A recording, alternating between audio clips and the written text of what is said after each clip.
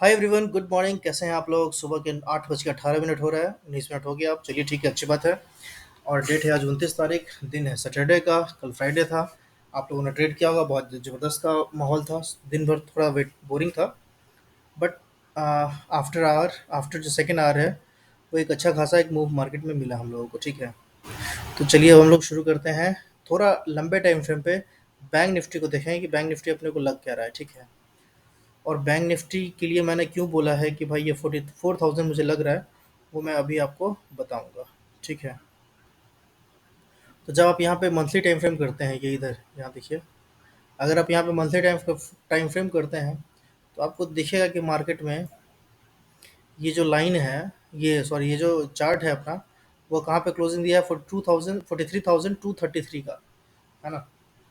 और अगर आप एक ट्रेंड लाइन खींचेंगे यहाँ से, लाइन चार्ट बना करके, ठीक है, इस टिप को पकड़ के, और इस वाले टिप को अगर आप पकड़ेंगे, ठीक है, तो आपको यहाँ से, पहले तो मैं ये सारे डिलीट करता हूँ ताकि आपको अच्छे से समझ में आए। फिर से मैं ड्रॉ करता हूँ, है ना। तो हम लोग क्या कर रहे हैं, हम लोग पहला एक ये वाला टिप पकड़ रहे हैं, और एक ऐसे कोई भी है ना, टिप पे ला करके मिला दे रहे हैं, ठीक है, जहाँ पे ये वाला, ठीक है। आप यहाँ से देखेंगे कि ये वाला जो टिप था ना, ये जो ट्रेंड लाइन मैंने ड्रॉ किया है, ये काफ़ी इंपॉर्टेंट ट्रेंड लाइन था। जब भी इसके पास आता था ना, तो मार्केट नीचे गिरता था, नीचे गिरता था, ठीक है। कभी कभी वो जाता है ऊपर, लेकिन फिर नीचे गिर जाता था। फिर कभी ऊपर गया, फिर नीचे गिर गया, ठीक है। और अभी क्या है ना, कि अभी प्रॉपर रिटेस्ट लेकर के ना, ये ऊपर निकलने के लिए रेडी हो रहा है, ठीक है। और अब हम लोग क्या करेंगे, यहाँ पे डेली टाइम फ्रेम पे ये लगा देंगे, है ना। तो अभी जो फिलहाल कहने का ये मतलब है कि अभी जो अपना ये वाला जो ट्रेंड लाइन रेजिस्टेंस के तौर पे यूज़ हो रहा था, अभी ये आपको साफ साफ कैसा दिख रहा है? सपोर्ट के जैसा दिख रहा है ना। और जब ये सपोर्ट के जैसा दिख रहा है, तो यहाँ से मार्केट बेशक ऊपर जाएगा, ठीक है। और हम लोग जो डेली टाइम, हम लोग जो लंबे टाइम फ्रेम पे जो डिटेल एनालिसिस करते हैं, उसमें हम लोग मेनली देखते हैं क्या, हम लोग मेनली देखते हैं कि भाई मार्केट ऊपर जाएगा या नीचे जाएगा। मंथली टाइम फ्रेम पे मार्केट का जो बुलिशनेस है, वो है या बियरिशनेस है, ठीक है। मतलब मार्केट ऊपर जाने वाला है या नीचे जाने वाला है। मंथली टाइम फ्रेम का जो चार्ट है, वो क्या बोल रहा है?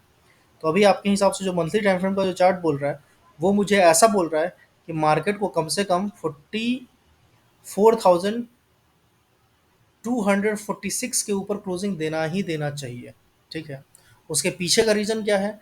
कि मार्केट अभी अप ट्रेंड में है, ठीक है। और अपनी ये प्रीवियस हाई को है ना, हर वक्त ब्रेक कर रहा है, देखिए। एक ये था, फिर ये था, फिर ये था, फिर ये था, फिर ये था, फिर ये था, फिर ये था। और अभी ये मुझे लग रहा है कि यहाँ से 45,000 भी आ सकता है, ठीक है। बट ये मंथली टाइम फ्रेम का व्यू है, तो पूरे महीने में आ सकता है, ठीक है ना। 45,000 भी मुझे दिख रहा है ना। मतलब मुझे ऐसा फील हो रहा है कि 45,000 तक भी जाएगा मार्केट। और 44,000 तो मुझे लग रहा है कि आना ही आना चाहिए, है ना। इसका प्रोबेबिलिटी बहुत ज़्यादा है, ठीक है। और बेशक मैं जो आपको बोल रहा हूँ, ये सिर्फ और सिर्फ एजुकेशनल पर्पज़ के लिए बोल रहा हूँ। मैं क्या सोच करके बोल रहा हूँ, मैं यही शेयर करता हूँ बस। मैं कभी भी किसी को बाइंग सेलिंग का रिकमेंडेशन नहीं देता हूँ, ठीक है जी। तो ये आप ध्यान में रखिएगा। अगर आप लगाते हैं, पैसा लॉस होता है, तो भाई आपकी जिम्मेदारी है, ठीक है। मैं यहाँ पे सिर्फ़ और सिर्फ़ ये कोशिश करता हूँ कि जो भी मेरा व्यूज़ है, उसको मैं शेयर कर सकूँ, बस इससे ज़्यादा कुछ भी नहीं है, ठीक है जी। तो आप यहाँ पे देख रहे हैं कि जो पहले अपना रेजिस्टेंस के तौर पे यूज़ हो रहा था, वो अभी क्या कर रहा है, वो अभी सपोर्ट के जैसा यूज़ कर रहा है, ठीक। सपोर्ट के जैसा यूज़ हो रहा है अब, ठीक है ना। तो मार्केट क्या कर रहा है कि यहाँ पे कंसोलिडेट किया, यहाँ पे मार्केट नीचे गया, फिर यहाँ पे एक डोजी कैंडल बनाया और इसका ब्रेकआउट हो गया, ठीक है। तो अभी जो मुझे लग रहा है कि मार्केट को 45,000 तो जाना ही जाना चाहिए नेक्स्ट मंथ, मतलब मई मंथ में। आज तो 29 तारीख है, तो मई जब शुरू होगा 1 तारीख से, तो मुझे लग रहा है कि 45,000, 44,400 ये सब आ सकता है, ठीक है। और 44,000 का तो रास्ता एकदम मुझे क्लियर लग रहा है, ठीक है ना, जो मेरा एनालिसिस है। अब थोड़ा सा हम लोग क्या करेंगे, जरा सा अपना ईएमए और मूविंग एवरेज का भी सहारा देख लेंगे कि भाई अपना मूविंग एवरेज क्या कह रहा है। तो अगर आप मूविंग एवरेज को भी देखेंगे, तो मूविंग एवरेज भी आपको अप ट्रेंड में है, और मूविंग एवरेज भी आपको बाइंग ही दिखा रहा था, ठीक है, यहाँ से। और मैं ये जब आया था, तो मैं आप लोगों को बोला भी था कि भाई नीचे की तरफ व्यू मत रखना, ऊपर की तरफ ही व्यू रखेंगे हम लोग। अगर नीचे का रखना भी है, तो एक दिन मैक्सिमम 2 दिन, इससे ज़्यादा का हम लोग नीचे का व्यू नहीं रखेंगे, है ना। अगर उससे ज़्यादा का व्यू रखेंगे, तो हो सकता है कि भाई अपना मार्केट ऊपर खींच दे, और हम जो मतलब लगाए होंगे, वो हमारा डिक्की तिक्की की वजह से लॉस हो जाएगा। और प्लस डायरेक्शन तो हम ट्रेंड के अगेंस्ट ही रहेंगे, तो उसमें हमारा लॉस होने का चांसेस ज़्यादा रहेगा, ठीक है। तो मंथली टाइम फ्रेम पे आपको दिख गया कि मार्केट यहाँ से एक अच्छा खासा, देखिए यहाँ पे क्या हुआ, कि एक अच्छा खासा एक रैली आया, ठीक है? और इस रैली के बाद क्या हुआ, एक छोटा-सा करेक्शन आया, ठीक है ना, यहाँ पे, ठीक है? और फिर मुझे लग रहा है ना कि यहाँ से एक कम से कम ठीक-ठाक तो आना ही चाहिए, ठीक है? तो 45,000 46,000 कहना अच्छा नहीं लग रहा है मुझे, लेकिन चार्ट वाइज़ अगर देखें तो भाई लग रहा है कि हाँ 46,000 भी आ सकता है, 45,000 भी आ सकता है और 44,000 तो आ ही रहा है। और 44,000 तो मुझे ऐसा लग रहा है कि शायद नेक्स्ट वीक ही आ जाए, ठीक है? तो ये तो हो गया एक पहलू अपना बैंक निफ्टी का मंथली टाइम फ्रेम पे, ठीक है? अब हम लोग क्या करेंगे, इसको देख लेंगे वीकली टाइम फ्रेम पे, कि अपने को वीकली टाइम फ्रेम पे कैसा दिख रहा है। तो अगर मैं इसको हटा दूँ, तो आप यहाँ पे देखेंगे कि आपको वीकली टाइम फ्रेम पे क्या दिख रहा है।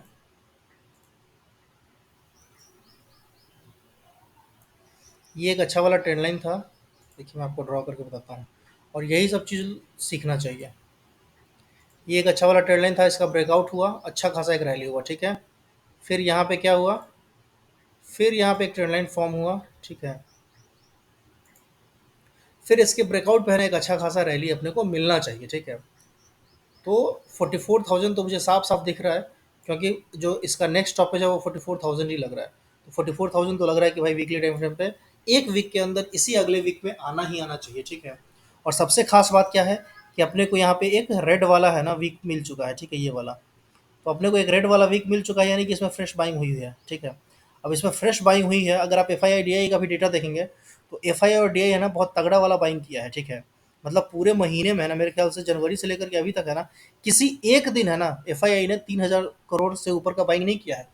लेकिन इस पिछले फ्राइडे को कल अच्छा खासा एफ आई आई ने शायद 3,300 करोड़ का बाइंग किया है, ठीक है? 3,500 करोड़ के आसपास का बाइंग किया है, 3,300 करोड़ के आसपास का, ठीक है?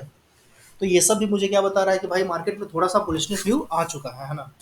अब वो लोग पैसा लगाए हैं तो वो लोग तो ट्रैप करने के लिए नहीं लगाए होंगे ना। ट्रैप करने के लिए थोड़ा थोड़ा मोड़ा पैसा लगाता है लोग, इतना इतना पैसा तो ट्रैप करने के लिए मेरे समझ से नहीं लगाता है, ठीक है? तो ये जो व्यू है वीकली टाइम फ्रेम पे जो व्यू है मेरा, वो मेरा काफ़ी स्ट्रांग ही है। और वीकली टाइम फ्रेम पे मुझे 44,000 है ना नेक्स्ट वीक आता हुआ दिख रहा है। और वीकली टाइम फ्रेम पे भी मैं बुलिश हूँ, ठीक है? डेली को भी देख लेते हैं हम लोग थोड़ा सा। और संडे को है ना मैं एक वीडियो बनाऊंगा जिसमें आपको इंट्राडे का लेवल्स मैं प्रोवाइड करूंगा, ठीक है? तो अगर आप अभी देखेंगे तो आपको यहाँ पे दिखेगा कि जो अपना नेक्स्ट इम्पोर्टेंट जो रेजिस्टेंस है वो कहाँ है डेली टाइम फ्रेम पे, वह 43,600 के आसपास, ठीक है? तो 43,600 एक छोटा सा रेजिस्टेंस के तौर पे काम कर सकता है। बट मुझे लग रहा है कि देखिए यहाँ पे होगा क्या, कि एक या दो ग्रीन कैंडल यहाँ बनेगा इस लाइन तक पहुँचने में, ठीक है? एक या दो ग्रीन कैंडल बनेगा, फिर यहाँ पे हो सकता है कि एक रेड कैंडल बन जाए और फिर उसके बाद ऊपर निकले, है ना? तो ऐसा मुझे दिख रहा है कुछ भी, ठीक है? तो मंडे को मैं काफ़ी बुलिश हूँ, तगड़ा वाला बुलिश हूँ, बाकी मार्केट में देखते हैं क्या होता है, ठीक है? तो ये रहा मेरा बैंक निफ्टी का पूरा कंप्लीट एनालिसिस, है ना? डेली टाइम फ्रेम पे, मंथली टाइम फ्रेम पे, वीकली टाइम फ्रेम पे, ठीक है? अभी हम लोग है ना थोड़ा सा इंडिया विक्स को भी देखेंगे। इंडिया विक्स को देखने के पीछे का रीज़न क्या है, कि जब मार्केट ऐसा भागा जा रहा है तो अपने को थोड़ा सा है ना इंडिया विक्स पे भी नज़र रखना चाहिए, ठीक है?